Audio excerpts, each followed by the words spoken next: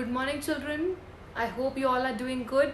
Okay, students, today also we'll be continuing with our chapter, that is chapter number 4 of Geography Climate.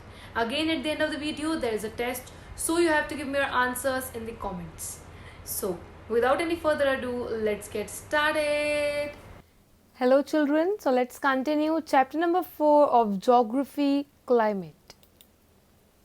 Okay, yesterday we have done in brief about the meaning of climate, then the meaning of weather, then the type of climate which is found in India, a monsoon type, and then we have done the meaning of monsoon. Okay, students, do you know that climate and weather conditions varies from place to place and season to season?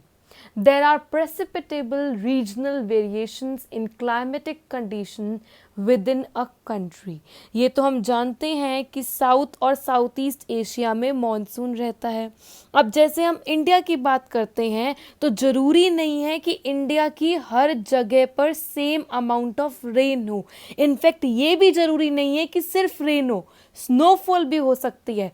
So this is what the line is saying. There are precipitable regional variations in climatic condition within a country.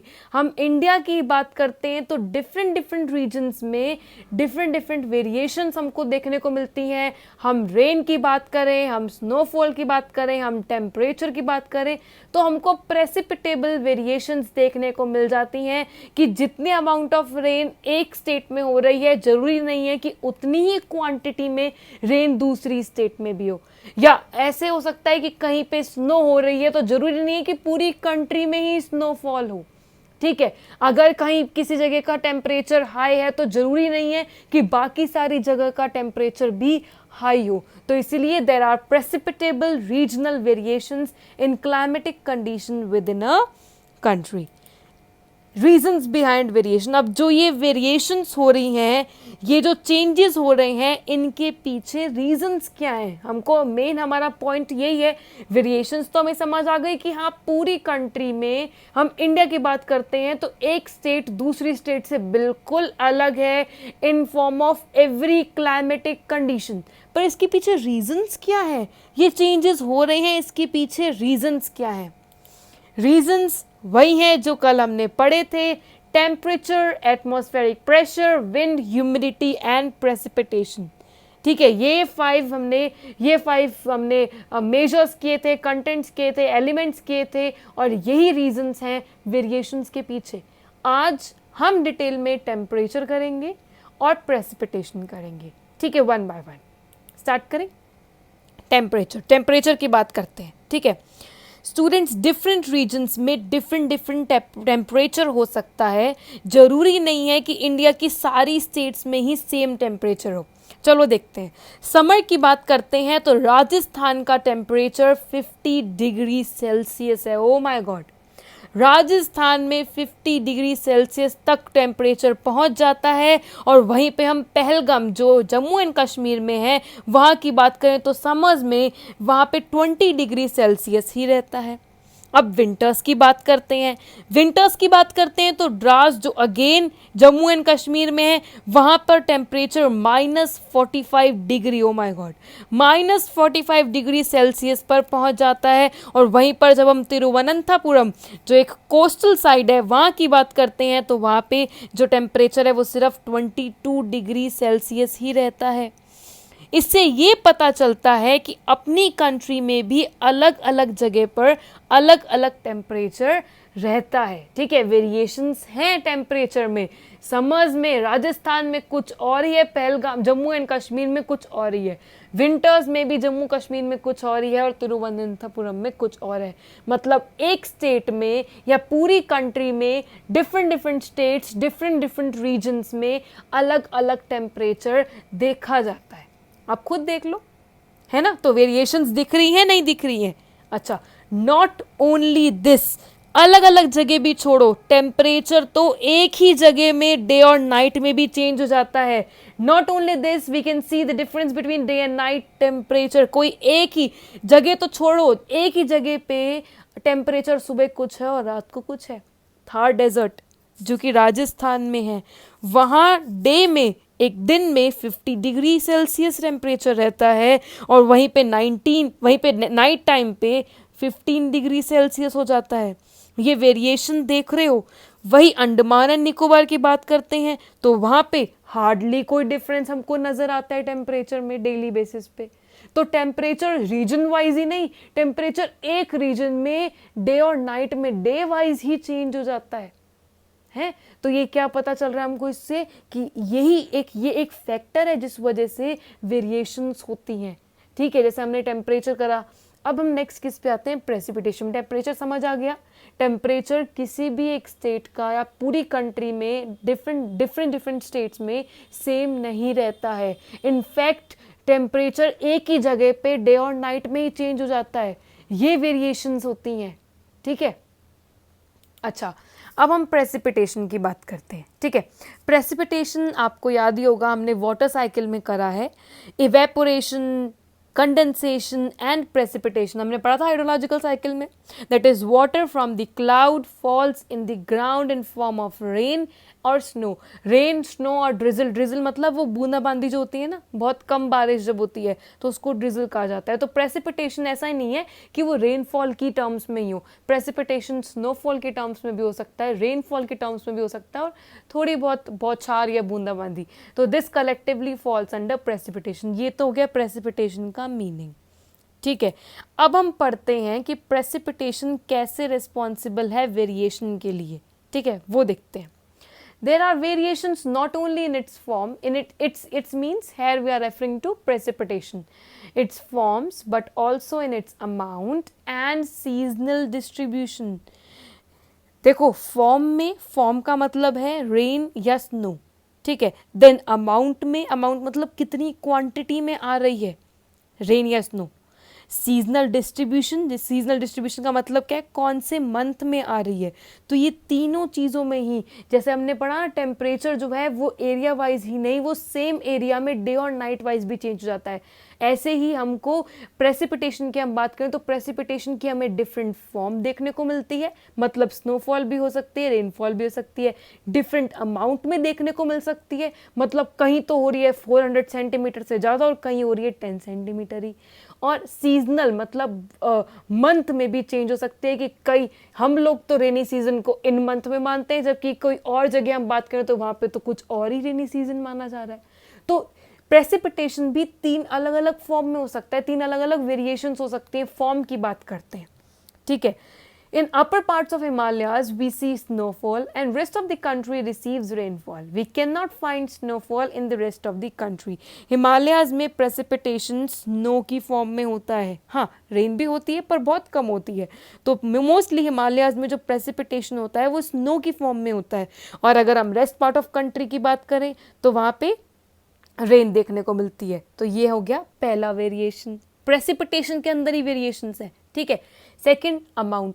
The annual precipitation varies over 400 centimeter in Meghalaya to less than 10 centimeter in Ladakh and western Rajasthan.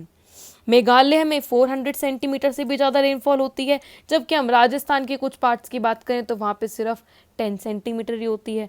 तो देख लो amount में भी variation है ना। फिर हम seasonal variations की बात करते हैं। देखो, most parts of country receives rainfall from June to September, while Tamil Nadu receives rainfall during October and November. वैसे तो रेनफॉल हम लोग जून टू सितंबर ऑब्जर्व करते हैं, पर कुछ पार्ट्स में जैसे तमिलनाडु हो गया, वहाँ पर रेनफॉल अक्टूबर नवंबर में आती है। देखो हमारे यहाँ रेनी सीजन कब आता है और तमिलनाडु में कब आता है, तो ये सीजनल वेरिएशन है। प्रेसिपिटेशन में ही 3 तरह की वेरिएशन देखने को मिलती है, form, amount and seasonal variation. ये हम क्या पढ़ रहे हैं बेटा, हम ये सिर्फ ये पढ़ रहे हैं, अभी हमने ये पॉइंट की बात की है। Climate and weather condition varies from place to place and season to season. हम इसी पॉइंट को वेरीफाई कर रहे हैं एक तरह से कि किस तरह से क्लाइमेट और weather condition place to place, season to season change करता है, डिफरेंट रीजन्स में चेंज करता है। हम इसी को क्लैरिफाई कर रहे हैं। अभी जो हम कर रहे हैं टेम्परेचर को लिया है हमने प्रेसिपिटेशन को लिया, हम इसी स्टेटमेंट को क्लैरिफाई कर रहे हैं कि हाँ हमको एक ही कंट्री में अलग अलग जगह पर डिफरेंट टेम्परेचर देखने को मिल जाता है, तो ऑब्वियसली वहाँ पे वेदर कंडीशंस भी चेंज होंगी। ऐसे ही हमको प्रेसिपिटेशन के भी अलग अलग फॉर्म देखने को मिल जाते हैं, तो अगेन वहाँ पे वेदर कंडीशंस तो डिफरेंट होंगी ही। समझ गए? कोस्टल एरियाज एक्सपीरियंस नहीं,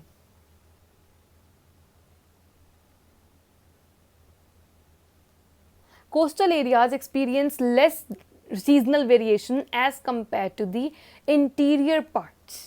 These variations have given rise to variety in lives of people in terms of food they eat, the clothes they wear and also kind of houses they live in.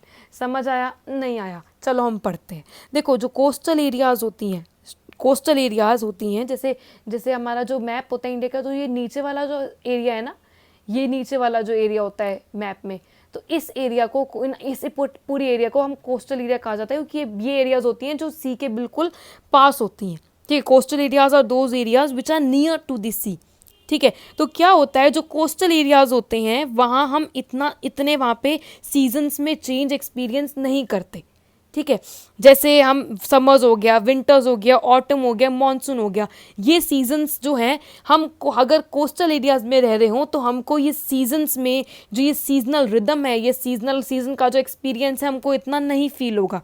पर अगर जब हम interior part की बात करते हैं, जो अपने कंट्री की इंटीरियर पार्ट की हम बात करते हैं, वहाँ पे हमको ये सीजन्स को एक्सपीरियंस करने का मौका मिलेगा। हम राजस्थान की बात करते हैं, हाँ जी, हमको विंटर्स भी फील होती है, हमको समर्स भी एक्सपीरियंस करते हैं, हम ऑटम भी एक्सपीरियंस करते हैं, मॉनसून भी एक्सपीरियंस करते हैं, because we live in interior part of a country, है ना। और अगर हम कोस्टल एरियाज की बात करें तो वहाँ पे वो एरियाज सी के बिल्कुल पास होती हैं, वहाँ पे ऐसे सीजन्स हमको देखने को नहीं मिलते हैं। ठीक है, ठीक है, कोस्टल एरियाज में हमको ऐसी चीज़ें नहीं देखने को मिलती हैं। वो इस रीज़न क्या है, इसके पीछे रीज़न ये है कि वहाँ के जो रहने वाले लोग होते हैं, वहाँ पे वो लोग कॉन्स्टेंट विंड्स जो है, विंड्स फ्लो करती हैं, वो फेस करते हैं, कॉन्स्टेंटली वो फेस करते हैं, which are coming to the sea. The people living in the coastal areas, they use to face constant winds which are coming from the सी।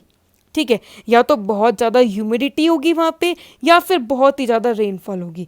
तो इस वेरिएशन की वजह से लोगों के जो रहने का जो तरीका है, जिस तरह से वो फूड खा रहे हैं, जिस तरह से जो वो फूड खा रहे हैं, जिस तरह के वो क्लोथ्स पहन रहे हैं, या फिर जिस तरह से उनके हाउसेज हैं, वो डिफ़र करते हैं।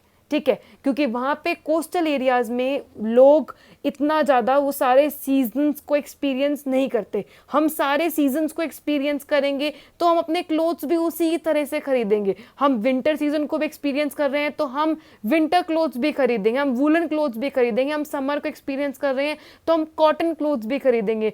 पर एक बात बताओ, कोस्टल एरियाज़ में the sea is in front of you, बिल्कुल हमारे सामने, और वहां से हमें कॉन्स्टेंटली हमें विंड फ्लो करती हुई दिख रही है। इस वजह से वहां पे इतनी ज़्यादा सीजन्स की वेरिएशंस नहीं होती है। वहां पे बहुत ही ज़्यादा ह्यूमिडिटी हो जाएगी या बहुत ही ज़्यादा रेनफॉल होगी, यही दो चीज़ें आने के चांसेस हैं। तो वहां पे वो क्यों वूलन क्लोथ्स खरीदेंगे भाई? नहीं खरीदेंगे वहां पे वो वूलन क्लोथ्स। तो इस तरह से जो इंसान जहाँ रह रहा है वहाँ पे उनको उसी तरह से ढलना पड़ता है।